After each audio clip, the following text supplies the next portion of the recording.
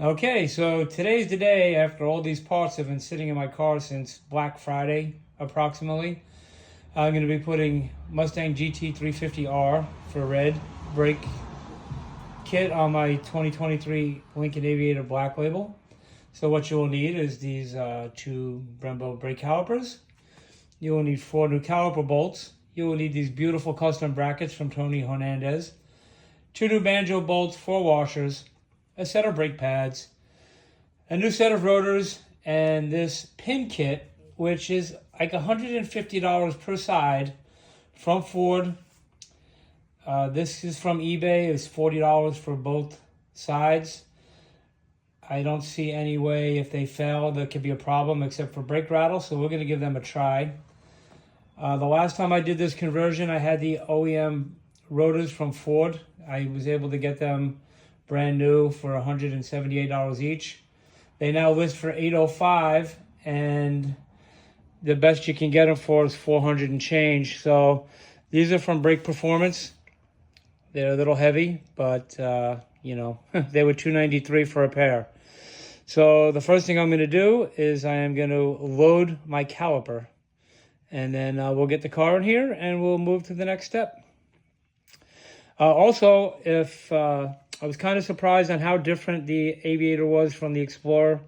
I do have stainless steel brake lines for my Explorer that never made it on the car. They will not fit, so I'll be selling those. Brake pads are personal preference. These are the Hawk 5.0s. You can pick them up on Tire Rack. I like them. They need a little bit of heat in them or your car will creep at the light, but once you make a couple of stops, they're awesome. At high speed, once they get some heat in them, they really bite.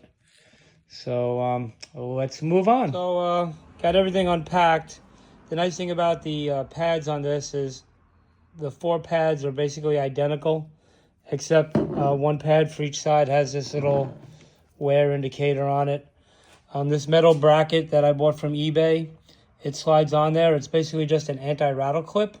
And then the pins hold your pads in place for assembly. So again, I had to give it a lot of thought whether I wanted to buy some very inexpensive parts for my brakes. But if this pin was to somehow come out, the brake pad cannot escape from the caliper, so it's not a safety issue. It would just be a rattling brake pad annoyance issue until I bought new parts. So the pads just drop in. I don't know if it makes a difference which side. I've already installed that anti-rattle clip. And then we're going to put the clips in and pull the wheels off. All right, well, this is a loaded caliper. There is that eBay clip and the pins. The pins fit snugly, and they didn't seem any different than the OEM ones. They can only go in one way. They go in from the inside. I did get some CRC brake caliper grease and put an extremely thin coat on the pins and any metal-to-metal surface, including the pistons on the caliper.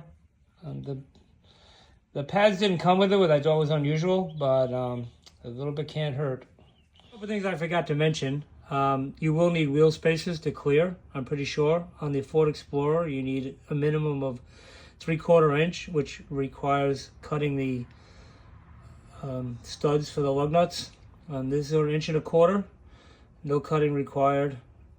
What I'm going to do is I'm going to take it apart and hang the caliper off to the side and not break the connection on the hydraulic line until I'm ready.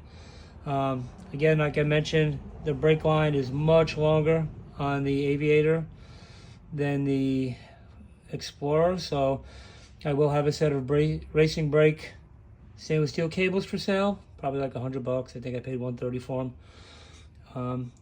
So yeah, the spacers are torqued to 150, same as the wheels. No Loctite, please. So let's get to disassembly. It's all disassembled. I just put the caliper out of the way. So again, there's no break in the hydraulic line. You do not need to put the brakes in service mode unless you're messing with the rear. So you can if you want to. On my ST, this dust splash shield, I just took it off and discarded it. They are different, so I'm throwing these away. I don't want to just discard this on these, so I'm going to take the cutoff wheel and cut these straight. Here's the Tony Hernandez bracket. It's going to go on where the OEM caliper bracket went. These two 18mm bolts, you're going to reuse them. I was under the impression that that was blue Loctite. These were on with red, and they were a bear to get off.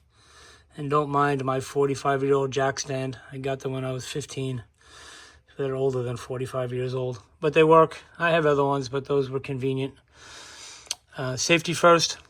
Anyway, I'm going to get off the cutoff wheel, and I'm just going to go straight in line here. Straight up, straight down, as soon as I find some safety glasses. And we're going to button this back up and bleed them.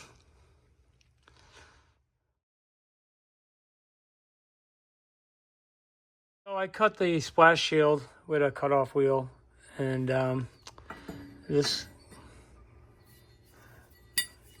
goes on here. But like everything, I have a little bit of a problem right there. We're making some contact right there. So we're gonna, I guess we're gonna Dremel the bracket since it's softer material. And I just need a couple of millimeters of clearance. It won't tighten flush, which means everything's not gonna run true. So I'll be back. I apologize for piecing all these videos together, but I don't have a tripod or an assistant. So if the brackets aren't properly and sitting flush, the bolts will be flush or just come through a tiny bit. Because this is different than the ST, I'm thinking I'm going to have to modify or remove that bracket for the brake line. So this is just mocked up right now. I'm going to throw the rotor and the caliper on and see how things look. The other side should go much faster.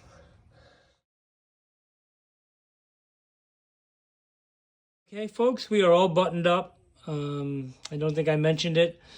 The bolts that go from the bracket to the spindle are torqued at 122. These one-time use only caliper bolts are torqued to 135 foot-pounds.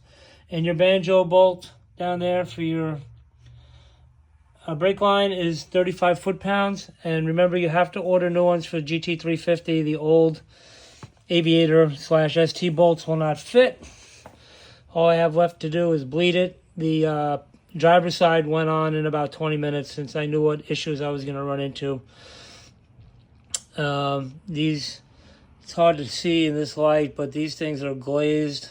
They weren't warped. So all I have to do is bleed it. We start furthest away. I'm going to start with the outside bank on the driver's side and move myself over. I am using .4 low viscosity, and I've never used one of these before, but I'm going to try one of these pressure bleeders, and then test ride time.